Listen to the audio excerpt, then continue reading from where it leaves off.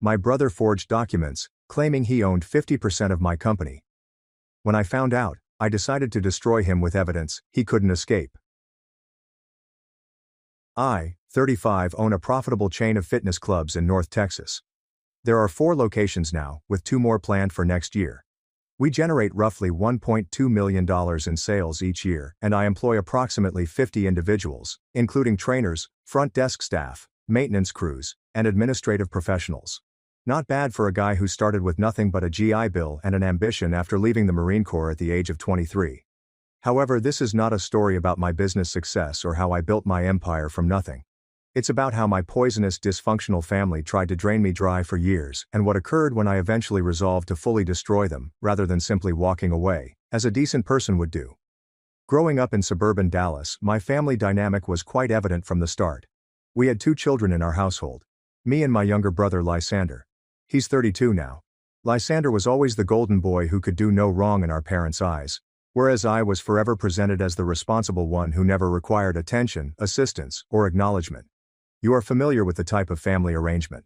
Lysander was applauded heartily for properly tying his shoes, whereas I had to earn everything via blood, sweat, tears, and flawless behavior.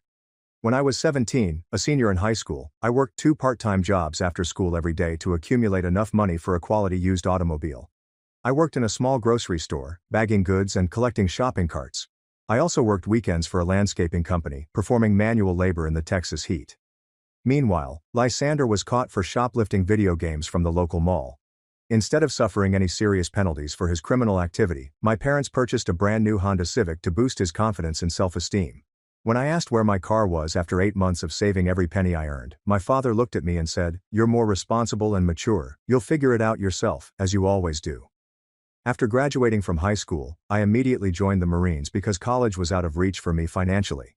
Our family was purportedly struggling financially and unable to pay tuition. Meanwhile, Lysander had a full college experience thanks to Mom and Dad's mysterious secret stockpile of money, which came out of thin air whenever their beautiful baby boy needed something vital. I spent 5 years in the Marine Corps, served 2 deployments overseas, and returned home with discipline, work ethic, and real-world experience.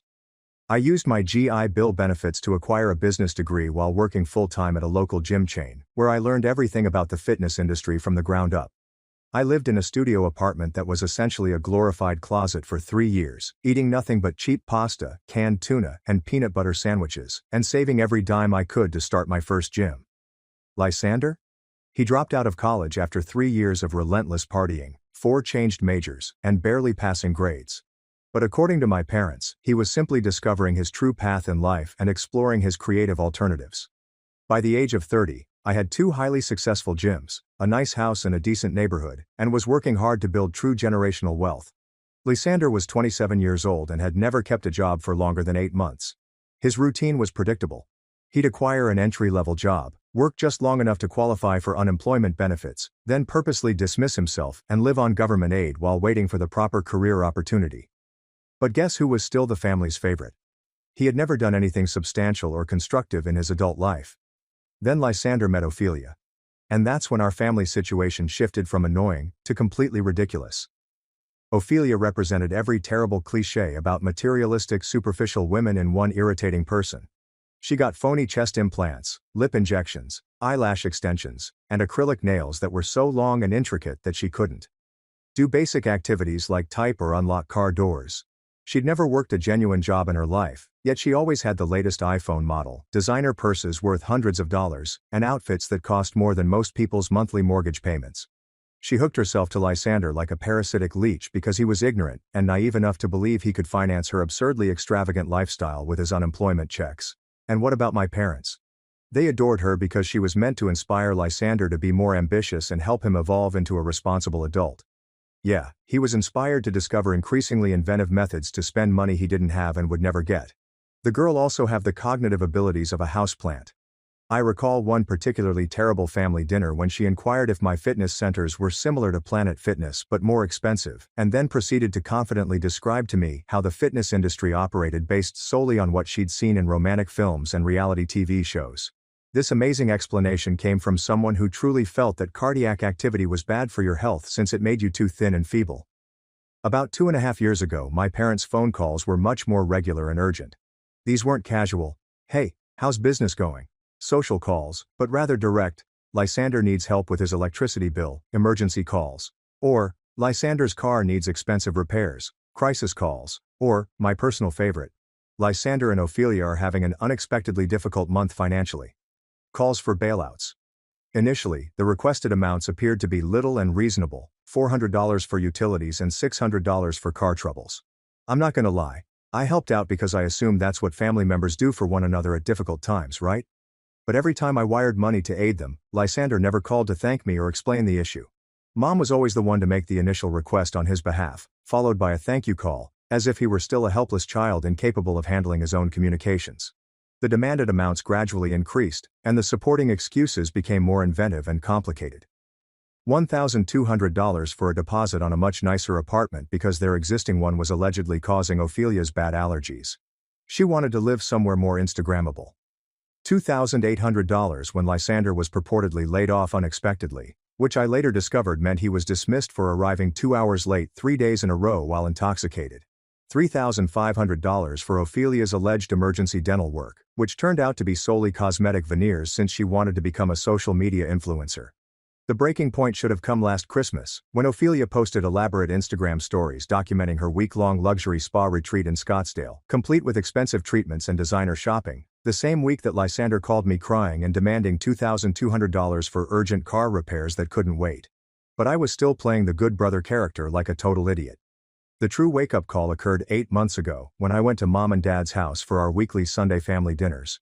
When I entered through the front door, Ophelia was virtually throwing her left hand in everyone's faces, displaying this unbelievably massive engagement ring that had to cost at least $20,000. "Look what my amazing Lysander surprised me with," she exclaimed like a giddy teenager. "Isn't it absolutely perfect? I've been wanting something exactly like this for months and months." I looked right at Lysander, who was desperately avoiding eye contact as if his life depended on it.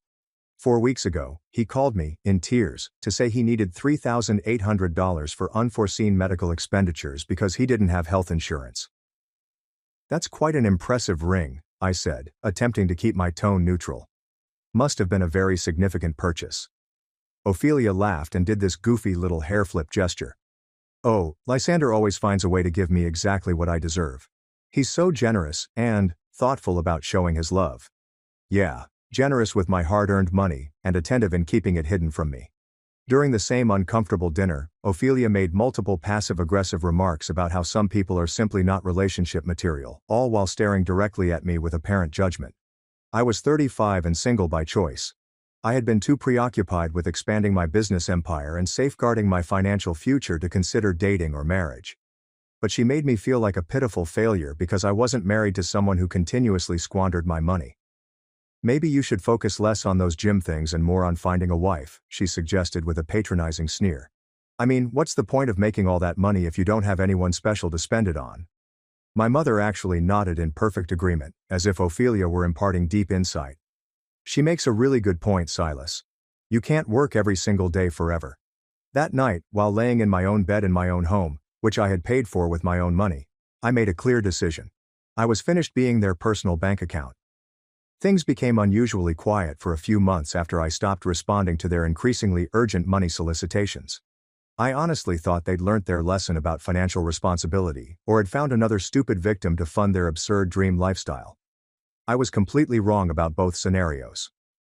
Then Mom called 3 weeks before Thanksgiving, and I should have realized something was wrong based on her tone alone. "Silas, sweetheart," she said in that unnaturally sweet, unduly joyful tone she saves for when she wants something incredibly vital. "Are you planning to come for Thanksgiving dinner this year?" To be honest, I had considered skipping the entire affair. Every family reunion felt like an exhaustive theatrical production, in which I was compelled to play the role of the successful son, who should be eternally grateful for the opportunity to address everyone else's financial and personal difficulties. But I made a critical mistake by saying, "Sure, I will come." "That's absolutely wonderful," Mom said, far too relieved and delighted for a simple Christmas dinner invitation. "It'll be so nice to have the entire family together for such a special occasion." The overwhelming joy and obvious relief in her voice should have been my first significant red flag. Mom was never actually enthused about holiday dinners, unless there was a huge underlying motive. When I arrived to their house on Thanksgiving morning, Ophelia answered the door in what appeared to be a whole new dress from head to toe, perhaps costing more than most people earn in a week. Her artificial nails were freshly painted with an exquisite crystal and glitter pattern that must have taken hours at an expensive salon. "Silas," she said with the most obvious phony smile I'd ever seen. "Oh my goodness, thank God you're finally here.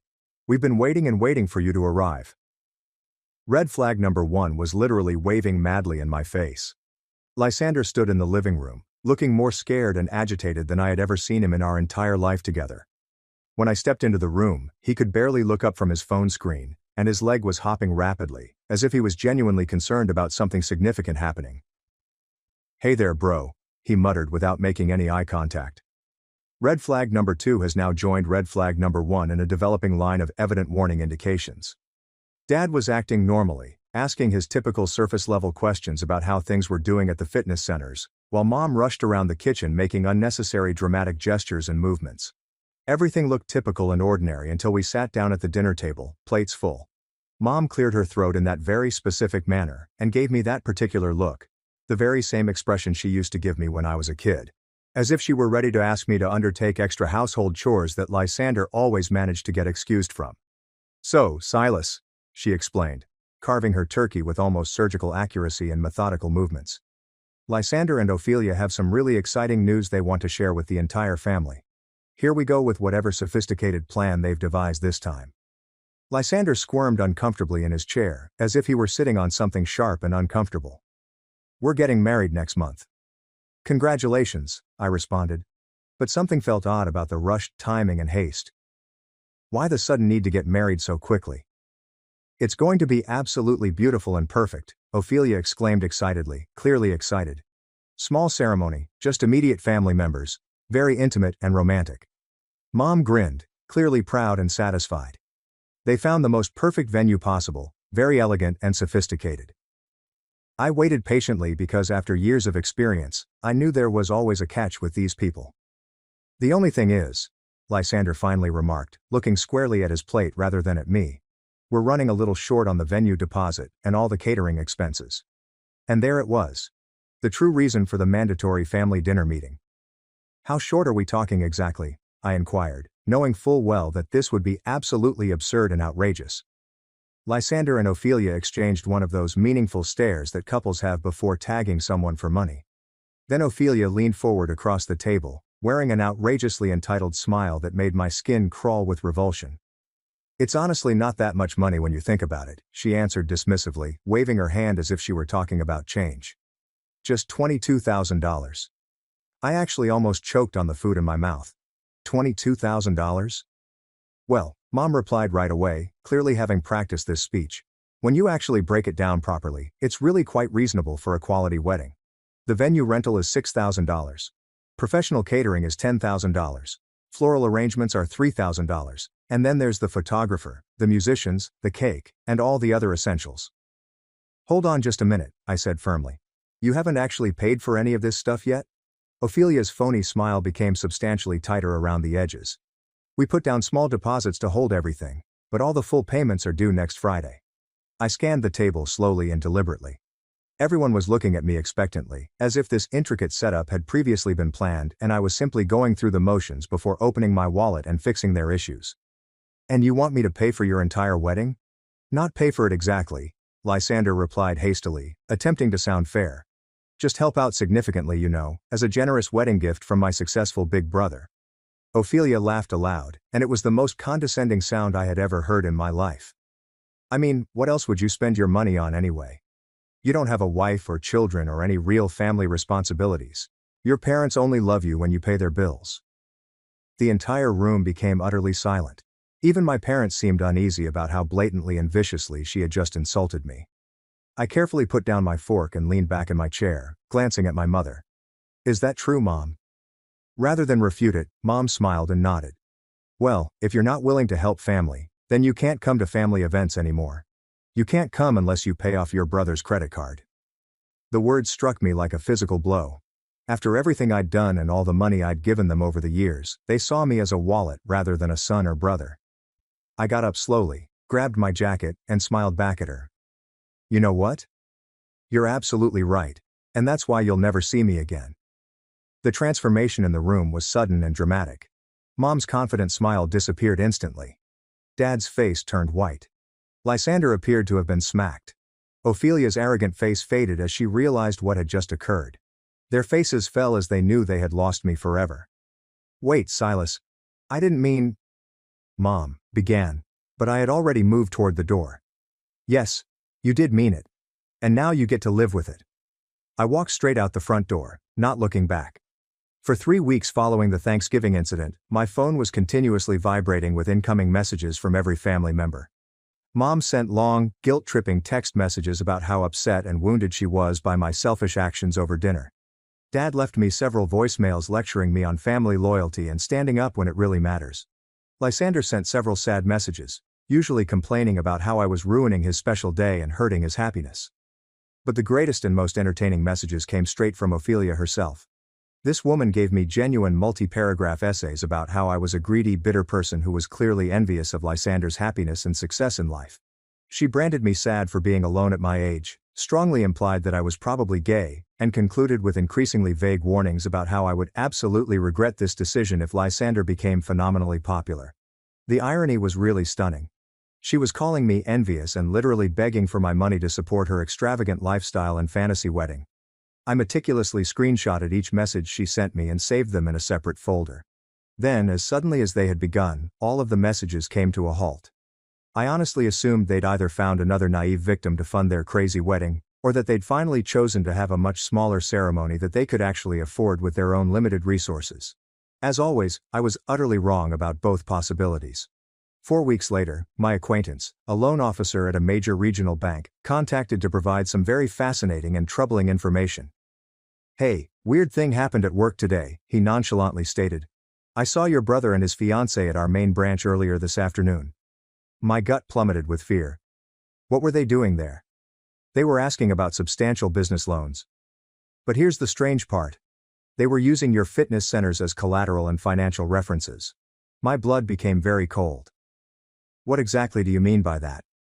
They had official-looking paperwork claiming Lysander was a 50% business partner in your company. The loan officer who met with them was immediately suspicious because the documents looked potentially fraudulent, so they didn't approve anything. But I thought you should definitely know about this situation. I quickly hung up and contacted my business counsel.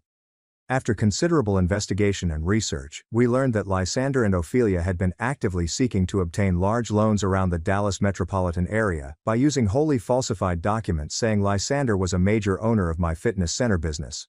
They'd even prepared complex bogus employment records identifying Lysander as my director of operations, making $85,000 per year. They were aggressively seeking to conduct major fraud on my business reputation, credit history, and financial status. That's when I understood these people had passed a boundary they could never recover from, and I wanted to utterly destroy them rather than simply walking away and ignoring the problem. I spent the next 6 weeks systematically gathering all available information on their situation. I did not employ private investigators or do anything unduly spectacular. I recently began paying close attention to details and asking the correct questions of the right people in my network. First, I realized that the wedding was still taking place, despite their apparent financial issues. They'd managed to save enough money for a little ceremony at a low-cost site outside of the municipal limits. But here's what was particularly interesting. Ophelia was informing everyone on her social media sites that they'd decided on an intimate wedding, and that certain people who weren't supportive of their love were not invited. She was actually portraying my unwillingness to support their wedding as an intentional exclusion from their big day. Then I discovered something quite interesting about Ophelia's background. My banker friend recalled that Ophelia had visited his branch several months before, when she and Lysander began dating seriously. She'd tried to register a business account for a multi-level marketing scheme, but during the routine credit check, numerous huge red flags showed on her financial background. I requested him to go a little more into her background. Banks exchange data, and he owed me a big favor after I helped him get a great bargain on gym equipment for his home training space. What we discovered was very amazing and eye-opening. Ophelia had quite a recorded financial history with men. She'd been married twice before. Both times to men with significant wealth and holdings. Both marriages lasted only long enough for her to obtain legal access to their financial accounts and possessions. Both ended in bitter divorce processes in which she walked away with a sizable chunk of their assets while claiming various sorts of emotional and physical abuse. Lysander was going to be the third spouse, and he had no idea about the previous two. However, that was hardly the most interesting discovery I found. The most fascinating element was what I discovered about their present financial status from numerous sources. Remember all of the emergencies and unforeseen expenses that Lysander had asked me to assist with over the previous 2 years? In some ways, those were actual emergencies. Lysander had been spiraling into considerable debt while attempting to maintain Ophelia's exorbitant lifestyle and spending habits. But instead of cutting back on expenses or having honest conversations about money, they'd been taking out payday loans at exorbitant interest rates, continuously creating new credit cards, and borrowing money from anyone who would lend it to them. They weren't simply plain broke. They were catastrophically, devastatingly broke. The type of financial scenario in which one missed payment could mean losing everything. What about Ophelia? She had no idea about their true predicament. Lysander had been desperately concealing their true financial situation from her, while feverishly attempting to find new ways to keep the money flowing, and maintain the appearance of financial success and stability. That's when I knew Lysander was no longer the spoilt golden child. He was absolutely trapped, perhaps afraid, and undoubtedly in over his head with a lady who would destroy him the moment she realized he couldn't afford her lifestyle any longer. So I decided to hasten the eventual discovery process. The wedding was planned for a Saturday afternoon in February. I obviously did not attend the ceremony, but I had more significant and strategic plans for the weekend. You see, I'd spent several weeks meticulously assembling a complete information bundle that would transform everything. Screenshots of Ophelia's abusive text messages, which called me pitiful and envious. Complete copies of all false loan documents they attempted to use, with my company details fabricated on them. And the absolute crown treasure of evidence, a lengthy background study on Ophelia's 2 past marriages, her well-documented history of financial manipulation and gold mining, as well as comprehensive proof of their present dire debt predicament. However, I did not convey any of this negative material to Lysander directly. That approach would have been too easy and predictable, and given our family dynamics, he was unlikely to believe anything I said. Instead, I delivered the complete comprehensive package directly to Ophelia's mother, along with lengthy explanations. Here's what my extensive research found regarding Ophelia's family history and circumstances. They were legitimately affluent, but they were completely consumed with their social standing, public appearances, and family reputation. Her father was a successful investment banker at a famous business, and her mother was one of those high society country club women who prioritized their family's social standing above all else. They had been financially supporting Ophelia for years without question, but they assumed she was in a serious relationship with someone financially successful and secure with promising prospects. They had no notion Lysander was bankrupt and in debt, and they certainly had no idea about their daughter's well-documented history of systematically marrying men for their money and assets. I sent the entire information packet to her mother with a short, clear note. I felt you should know who your daughter married and what kind of financial predicament she's gotten herself into. The wedding ceremony took place on Saturday afternoon. By Monday morning, 8 a.m., my phone was ringing insistently. It was Lysander, and he sounded more destroyed than any other human being I'd ever heard in my life. "Silas," he whispered, his voice quivering from sheer passion. "I desperately need to talk to you about something extremely important." "What's going on, Lysander? Can you possibly meet me somewhere today, please? I'll pay for coffee or lunch or whatever you want." He sounded completely shattered and defeated, and I almost felt sorry for him. Almost. We agreed to meet at a coffee shop near my primary gym site. When Lysander arrived 30 minutes later, he appeared to have not slept adequately in several days. His eyes were extremely bloodshot, his hands were visibly shaking, and he kept looking around nervously, as if he was worried someone bad might follow him. "She's completely gone," he stated without preamble or salutation. "Who's gone?" "Ophelia. She left me permanently, took absolutely everything valuable, and just disappeared." I raised an eyebrow, genuinely curious. "Everything?" Lysander nodded miserably. "All the wedding gifts we received, the money her parents had given us for the honeymoon, even our security deposit for the apartment. She cleaned out our joint bank account down to the very last penny and vanished completely." "What exactly happened over the weekend?" "Her parents called her early Sunday morning while we were still at the hotel. They'd somehow gotten incredibly detailed information about our real financial situation, about my actual employment situation, and our debts. They flew down here immediately and had this massive screaming confrontation with her in the hotel lobby." Lysander ran his hands through his hair feverishly and repetitively. "She tried desperately telling them it was all lies and misinformation from jealous people. But then they started asking very specific questions. About money. about my employment history, about all our credit card debts and loans. And she suddenly realized the complete truth about everything. She realized you're completely broke and have been lying to her. Worse than just broke. We owe over $50,000 in credit cards, payday loans and personal debt from friends. Her parents immediately cut her off financially and told her she was completely on her own from now on. And Ophelia, he laughed with absolutely no humor whatsoever. She looked directly at me and said, I definitely didn't sign up to be poor and struggle, and just walked out of my life forever. I sipped my coffee calmly and waited for him to resume his narrative. Silas, I'm completely screwed beyond repair. Like absolutely and totally ruined beyond any hope of recovery. The apartment rent is due this week. All the credit card minimum payments are due, and I literally cannot make any of them. I'm going to lose everything I have left. What about mom and dad? Can't they help you out? Lysander's face was utterly crushed with humiliation and disgrace. They don't know how catastrophically bad the real situation actually is. They think I just need help with a few monthly bills and regular expenses. If they knew the actual truth about everything. He ran off helplessly. They'd be disappointed in you. They'd completely disown me forever and never speak to me again. You know exactly how Dad feels about financial irresponsibility and poor life choices. I almost burst out laughing at the tremendous absurdity of the scenario.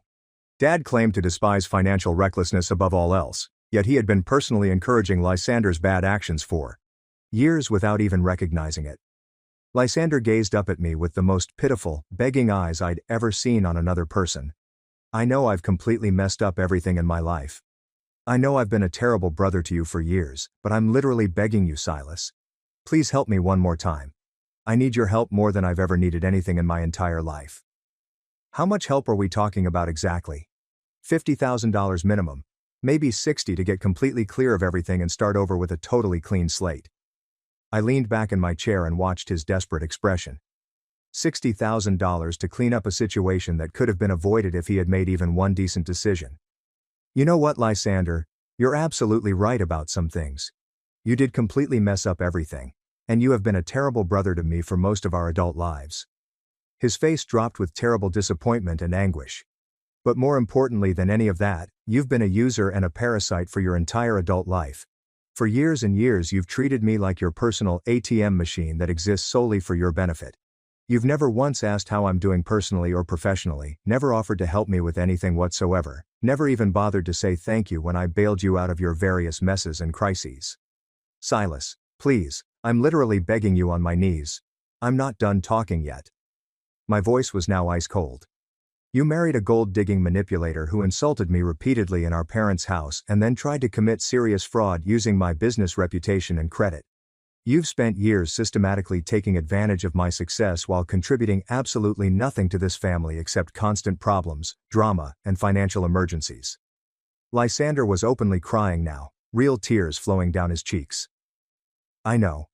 I know everything you're saying is completely true. I'll change totally. I swear on everything holy. I'll get a real job immediately. I'll pay you back every single penny with interest. I'll do whatever you want me to do. No, you won't change. I stood up and carefully put on my jacket. You know why you won't actually change? Because you've never actually had to face real consequences. Every single time you've screwed up your life completely, someone has been there to fix it for you without question. Mom, Dad, me. We've all been enabling your pathetic, irresponsible behavior for decades. I gazed down at him, sad and broken in his chair like a defeated child. So, here's exactly what's going to happen moving forward. You're going to go home and figure this entire mess out completely by yourself. You're going to get any job you can possibly find and work your way out of this financial hole, $1 at a time, over many years. And maybe if you actually learn something meaningful from this experience and demonstrate real change in a few years, we can discuss having some kind of genuine relationship. Silas, please don't do this. I'm your brother. No. I firmly said, marching toward the door without looking back. You're my parents' son. There's a significant difference between those two things. I went away from him forever. 6 months later, I learned from Mom that Lysander had filed for bankruptcy and was living in a tiny studio apartment across town while working double shifts at a warehouse loading trucks for minimum wage. Ophelia had married a corporate lawyer she met on a dating service just 2 months after leaving Lysander. Mom and Dad were constantly urging me to help him financially, to be the larger person, and to forgive family since blood is thicker than water. I told them exactly what I told Lysander. Certain important life lessons can only be learnt by first-hand experience and consequences. Lysander still contacts me on occasion, maybe every few weeks. He no longer asks for money. He learned his lesson the hard way. He's just trying to check in and gradually rebuild a friendship from the ground up. The conversations are really awkward and stilted. But perhaps it is exactly how genuine change and growth should begin.